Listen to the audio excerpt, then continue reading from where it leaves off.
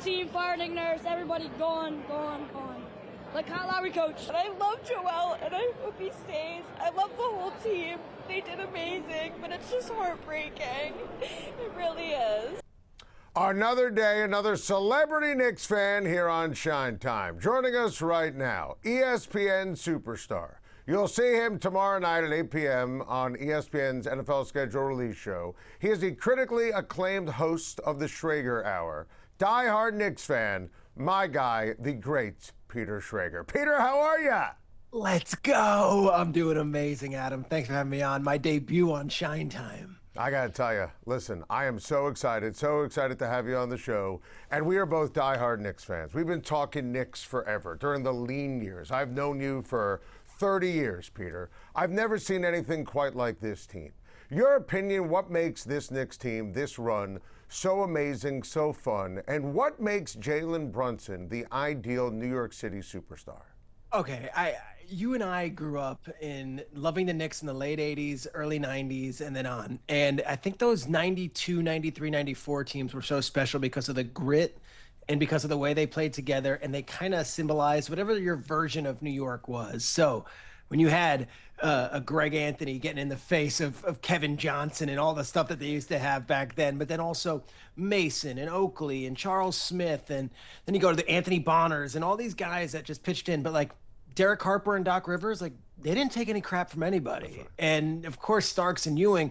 So this team here feels like it has a bit of that. There's the fabric of New York where, okay, Hart isn't going to take anything from anyone. Mitchell Robinson's not going to take anything from anyone. And then you add in like Alvarado off the bench and Deuce. And there's a real connection to the city, but also the way they play, in that they're not necessarily tough guys, but they don't take crap from anyone. I'm obsessed with that. I love an Anthony Bonner reference. I mean, that's about as great as it gets. And look, we got him from the Sacramento Kings, I want to say. Yes, 100%, without question. You might have traded Pete Chilcutt for him, which is okay, and that's fine.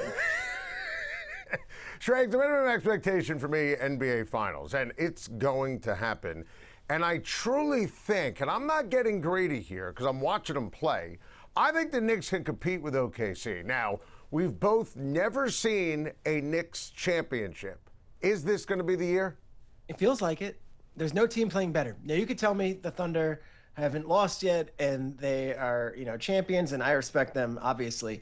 But I put them in the same conversation right now, the way they are playing. The Knicks are blowing out opponents, and they did it against the Hawks a couple of times. Then obviously these 4 games against the Philadelphia 76ers were unlike any series I've ever watched as a Knicks fan, where there was no feeling of stress or pressure after the start of game 3 when they were like, all right, we're just going to take over this game. The Mitchell Robinson dunk on Embiid basically was like, all right, take your foot off the gas, enjoy the Mother's Day weekend. You don't have any stress about anything. Adam, I respect the heck out of the Thunder. And what they did this year without their second best player on the court for much of the season was mastery. But I also think this Knicks team can compete, and we've beaten them before, and why not? Let's do it again. NFL schedule release tomorrow. I'm a schedule release wonk just like you. I mean, to me, NFL execs, when you think about Mike North and Ani Bose and Hans Schroeder, Big 3. That's my version of the big 3. That's right. That's my big 3, your big 3, our big 3. What makes this, because the fans love it, such an awesome event? And what are you looking forward to, and what do you look for on schedule release night? Well, I think there's 2 things at play here. I think there's a sarcastic response, and the cynic will say, like, oh, the schedule release. Like, what do we mean? We're not the ones making it into something. The broadcast partners are. The networks are. Because when you and I grew up, you go to a Disney upfront, it was, here's Grey's Anatomy, here's Wisteria Lane, here. Now it's like, we've got Dancing with the Stars and we got sports, and let's talk about the Savannah Bananas and let's talk about the schedule because we're about to announce something. All of these teams they can only do what they can do. It's the networks and the broadcast partners, the Netflix, the Amazon, who are like, we're going to bring out Shabuzi and Andrew Whitworth and we're going to sing and dance for you. It used to be, here's Will and Grace or here's Frasier. Well, that doesn't exist anymore. It's football. So it's become bigger than ever. And I personally love it because I love to do the math of it and see why this team was scheduled here and what the NFL think. Like the fact that the Bengals were the team they sent to Madrid, is very interesting to me. It means that Burrow has a little bit of some international appeal, and Burrow has a little bit of flavor because they could have sent 4 other teams to Madrid to play the Falcons. They chose the Bengals, the Cincinnati Bengals, where for us growing up in the Achilles Smith, Kajana Carter years, you would never think you would ever put them in a showcase game. They were picked to go represent America in the NFL in a game that's being played in the same stadium as Real Madrid. That's the kind of stuff that I absolutely love. 100%. I think the Bengals have real Super Bowl potential this year, and Burrow has swagger. Chase and Higgins, the whole thing. Love Sexy Dexy, that deal. So we're on the same page here, what the Bengals represent. ESPN starts the Monday Night Football slate with the Chiefs and the Broncos. Look, I think the team to beat in the AFC West, the Chargers. I'm kind of obsessed with the Raiders offseason. AFC West is a banger this year. What's your read on the division? Yeah, I think that the Chargers come in with a healthy offensive line. So immediately you think, all right, well, they were awesome when they had Alt and Slater, and then they were terrible when they didn't have them. But to me, all eyes are on Kansas City. I know Denver was a fun story, and they had those miracle wins, and they made that little run in the playoffs. And I'm not saying little in a demeaning way. But here's Kansas City beaten down on the mat, and yet they came back. Kelsey's back. Mahomes is coming back from this injury. Stone Cold Jones is back. And they went 4 for 4, first 4 picks, defensive players in the draft. They lost a lot this offseason, but I am fascinated with the fact that they're all rallying around each other, and they're like, no, this era's not done yet. Let's try to do this one more time. So the Chiefs, to me, are the team I'm watching. And as much as we always want to anoint the next team, the Broncos actually did it last year. They won the division and they swept the Chiefs. I'm still waiting for the Chargers to actually do it. I'd love to see the Bears, Schrager, start the season in Seattle against the champs. I think, right? Doesn't it feel like that'll be the pick? That has to be, right? Or the Patriots. It's one of the two. I don't want to see the rematch for a variety of reasons. To me, the Bears, that's a team that has pull, gravitas, big market, Caleb Williams, Ben Johnson, a lot of pop, a lot of sizzle. That, to me, is the matchup. You're at the New York Post. You don't think Mike Vrabel walking through the tunnel in week 1 is going to cause a little bit of stir? That's true. I mean, in terms of the back page, that'd be unbelievable, Schrager. Let's be honest here.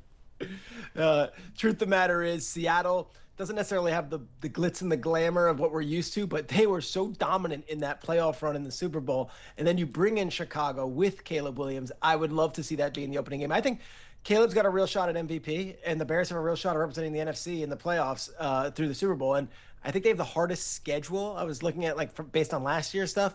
I don't think that should be a problem. I think this team is legit, and they showed us last year. Totally agree. Now, Seattle's defending a title, but I still think the Rams are the team to beat in the West and the NFC. I thought the Rams offseason was both amazing and wild. I talked to Sean McVay on my SiriusXM radio show. I appreciate it. I love McVay, love the conversation. And he loves this team. And you know how to speak McVay. What's your take on the Rams? Yeah, his whole thing is above the neck, meaning like mentally, where are they? And they are all in a good place. They bring everyone basically back, and they add Trent McDuffie. We've made the point. If they had traded the 13th pick for McDuffie and then drafted Ty Simpson at 29, I think everyone would say that's an A+ draft. Well, they flipped it. They traded the 29th for McDuffie, and then they reached on Simpson, to be honest. The only thing I would say with the Rams is that this is kind of an unnecessary move if you're looking for everyone to be kumbaya. And there might be some landmines along the way with drafting Ty Simpson in that quarterback's room, especially if they feel like one of these other receivers or tight ends is having an outstanding season, or if Stafford feels like he's not getting what he wants from that wide receivers room, and there could have been someone else, and Simpson sitting on ice. I will note this, though, and I will tell you this until the start of the season. I know Les Snead very well. You know Les Snead very well. I know McVay very well. You know. They're not done. There might be another move down the road, and I don't know what that move might be. It might be something small, it might be something massive, it might be whatever. But these guys don't sleep at night thinking, all right, our roster is set in stone. So anyone saying, well, they didn't get the big player or they didn't make the big move, they took Simpson, this is a fluid thing. They don't look at roster as free agency and draft. They look at it as a 12-month of the year, 365-day thing. So I would be shocked if this is the roster that takes the field week 1 when they open the season. Schrager, the Giants start the season in prime time at home against the Cowboys on Sunday Night Football. I think the Giants are going to be a really strong team this year, 8 to 10 wins. I love John Harbaugh. What are your expectations? I think maybe more. Wow, I think this might be. I love that. I think this might be an 11 or 12 win team. I really do. I think the Jimmies and Joes are there. I think the players are. They have a very good roster, and early returns on the Harbaugh. Which, by the way, I was a little bit okay. Let's see how this all plays out based on the hiring process. And he's coming. Oh, wait, we gotta wait. And what's going on with Schein and that? But he's on board. And in that offensive room, you've got Matt Nagy, Greg Roman, Brian Callahan, three really talented play callers, and two of them former head coaches.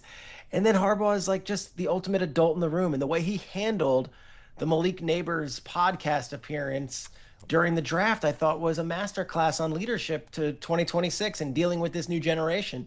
And he put his arm around Neighbors, and I love him. I love the fact that he cares. I love it. And we just got to talk about how we want to express this. I'm not trying to go overboard because we're in our market, but it has been some dark years for the New York football teams, and I don't think double-digit wins is crazy for the New York Giants. I'm with you completely, and I love the Cowboys this year, and that's who the Giants are playing to start the season on Sunday Night Football.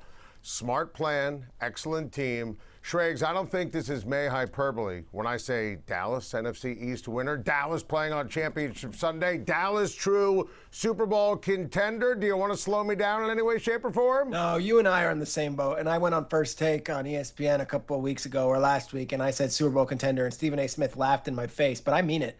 I think they checked the box in every need that they went out and sought after in this offseason, and it's all on defense, and let's figure it out. Now, George Pickens is the great variable. We'll see what happens, and we'll talk plenty about it all offseason, as we do. But, Adam, I look at that defense and where it was week one a year ago, and then to start this season, and all of a sudden you've got Quinnen Williams and Rashawn Gary and Caleb Downs and Malachi Lawrence, and you add in all the different additions that they did through the draft and free agency, and it's a better defense. More importantly, Christian Parker, their new defensive coordinator, is an absolute stud. I've gotten to know him. I think he's a future head coach. And when I say future, I don't mean 10 years down the line. I mean potentially next year or the year after. He was a defensive backs coach in Denver, then a D-backs coach in Philly, and he brings that swagger himself. He's only 34 years old, but I believe he's going to be a huge difference for that defense, where they're going to have more bite than they've had in recent years. I'm totally with you on Christian Parker. I love that. All right, last one for you, Schrags, and I'll kind of whisper this. Yeah. I love the Jets offseason. Yeah. I thought it was smart in every way. I think the offense is set up for a quarterback in 2027. I like Geno for this year. Where are you on the Jets? Do you think they're and I'm not saying playoffs, 6 wins max. We'll find out about Aaron Glenn. What's your take on the Jets? I guess it's kind of anti what I do for a living, and saying that the biggest win for the Jets this offseason was that we didn't know what the heck the Jets were going to do this offseason. Like, it felt like Muji operated in a cloud of secrecy and silence, and nothing from that facility left that facility, which this is sometimes just media garble, whatever. But in years past, you'd get stories, you'd get leaks, you'd get weird things, and then it would turn out to be true. This year, David Bailey was the pick right up until the selection. Arvell Reese was the favorite in Vegas to be selected. This year, everyone said Breece Hall is going to be upset, be disgruntled, and he's going to play on the tag, whatever. He signs a massive extension on a Friday at 2 o'clock when no one was really expecting it.